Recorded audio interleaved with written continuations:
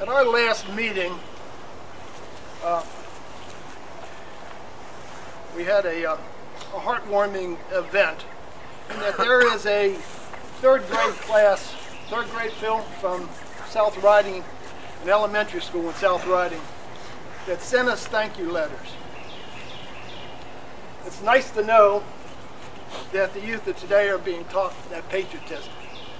It also cracked us up. We had some pretty funny rolling around. Thank you for your service.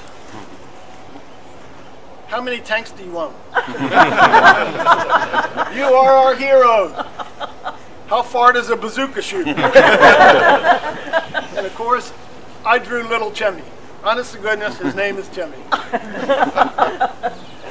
Dear veteran, I'm writing you to say thank you for all of your work. Thank you for your very Bavary people. I think that's third grade for brave. Right? Have you ever been in a war? If you have, that is cool. Sincerely, Timmy. Well, bless little Timmy's pea-picking heart. He will find out over time that I guess our country sometimes feels the need to go to war, but never is it cool. I think Dwight Eisenhower said that those who have been acquainted with the battlefield will not be among those who speak glibly about starting another war. These wars are very divisive. We hear about them, good wars, bad wars. Those who serve probably think they're all pretty bad. We're obliged to. No, what are we doing there? We hear it all the time. Even about our involvement currently going on in Afghanistan. Should we be there, should we not? Many of us here today served in the 60s and 70s during Vietnam. We were pretty divided back then. We got to witness firsthand how divisive things can be. I remember a personal incident. I got out about this time of the year, end of '69. I got it, so this had to occur sometime between 70 and maybe 71, 72. I'd gotten a job when I got back. There's another twist of fate. Back then, returning veterans had jobs available to them if they wanted them.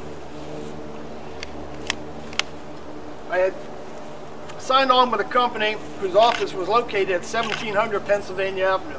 And again, that was before Pennsylvania Avenue was closed off. I had an apartment in Alexandria, and I remember driving to work one day, turned onto Memorial Bridge, and lo and behold, both sides of the bridge were manned by armed National Guardsmen. I found that pretty eerie. To get over to Pennsylvania Avenue, I used to cut through the campus of George Washington University. That morning it took me about 10 turns. Most of the streets I found were barricaded up, rocks were being thrown, tear gas canisters flying around. I couldn't help but reflect afterwards that dang, I thought we'd left all that behind. But at no time was our nation more divided than a century earlier, the Great Civil War. We saw families torn apart, friendships dissolved, brother fighting brother.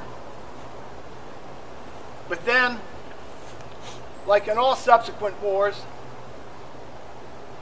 when the arms are laid down, the dead are buried and honored, the physical and mental scars have healed, we emerge as a stronger nation, feeling more resolved about providing freedom, justice, and equality for all. We are honored to be here today in a place where one of those very conflicts took place, where the brave soldiers of both sides, whose souls populate the very ground on which we stand. It is an honor to be here.